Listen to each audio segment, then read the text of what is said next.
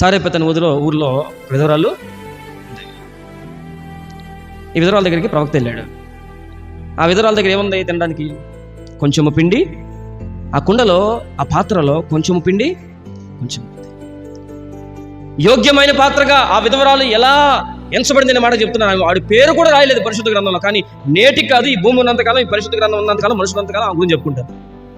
ఏంటంటే ఒక పేరు, కనీసం పేరు కూడా రాయలే. కొంతమంది గణత అడుగుతూ ఉంటారు కదా, నా పేరు చెప్పలేదు, నన్ను హైలైట్ చేయలేదు అంటుంటారు కదా. అలాంటి వాళ్ళకి ఇప్పుడు ఉదాహరణ. ఆవిడ పేరు ఎందుకు రాయలే? ఊరి పేరు రాశాడు, విధవరాలను రాశాడు. ఒక స్త్రీ అని రాయొచ్చుగా, కనీసం పేరు రాయిపోతే రాయపడు. విధవరాలను ఎందుకు రాశాడు? నేను ముందుకెళ్తున్నాను. ఆ విధవరాల దగ్గరికి వెళ్ళి అడిగినప్పుడు కొంచెము పిండి, కొంచెము నూనె. ఈరోజు ఆవిడ ఘనమైన పాత్రను ఎందుకు చెప్పుకుంటున్నామంటే, ఆవిడకున్న కుండ ఎందుకు దీవించబడిందంటే, ప్రవక్తని చేర్చుకుంది. మొదటిగా సేవకుడిని చూసింది. ఇర్మియా కుమ్మరిని చూసినట్టుగా సారేపతి విధవరాలు ప్రవక్తగా చూడగలిగింది. మనకు దరిద్రం ఎక్కడుందంటే, మన బుద్ధిలోనే తెచ్చింది, మన ఆలోచనలోనే తెచ్చింది. మన శాపాలకు మనం పడుతున్న ఇబ్బందులకు కారణం ఏంటంటే మన బుద్ధే, మన అంతరంగం చెడిపోయింది.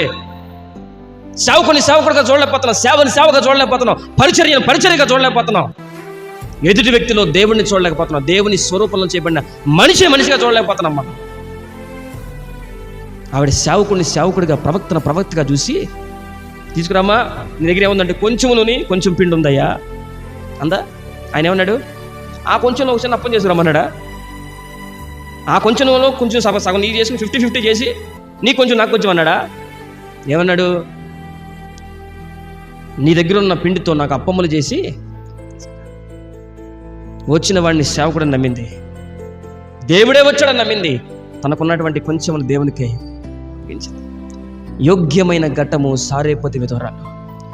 యోగ్యమైన పాత్ర విశ్వాసమును బట్టి, నమ్మకమును బట్టి తనకున్న సమస్తాన్ని ఇచ్చింది. కొంచెం కాదు అది, ఆ కొంచెమే తన సమస్తం.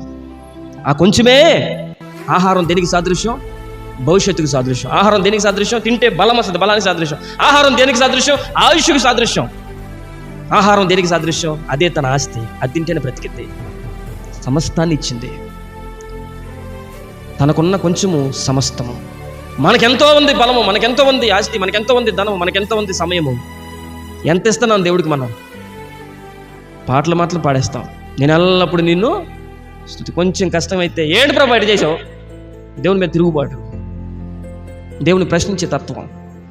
తన వద్ద ఉన్న కొంచెము సమస్తముగా కలిగి ఉంది. ఆ సమస్తాన్ని దేవునికై తన తొట్టి అనగా తన పాత్ర ఏ విధంగా దీవించబడిందంటే, తన వ్యక్తిత్వము దేవుని చేతిలో ఉన్న యోగ్యమైన పాత్రగా తన వ్యక్తిత్వం తను కలిగి ఉంది. ఆ విధంగానే ప్రవర్తించింది కాబట్టి తన జీవనానికి ఆధారమైన తన కుండ దీవించబడింది. దేవునికి మహిమ కలుగును గాక. ఈ దినము మనం దీవించబడాలంటే ముందు మన ఉద్యోగాలు పొందుకోవాలా, వ్యాపారాలు పొందుకోవాలా, డబ్బు రావాలి కాదు, ముందు మనం బాగుపడాలి. ప్రవక్తగా చూడగలగాలి, సేవకుడిగా చూడగలగాలి, పరిచర్యగా చూడగలగాలి, సంఘ కొడుకుగా చూడగలగాలి. దేవుని పనిగా చూసి దానికి మొదటి ప్రాధాన్యత ఇవ్వగలగాలి. ఆటోమేటిక్గా మన జీవనం అంతా కూడా దీవించబడింది.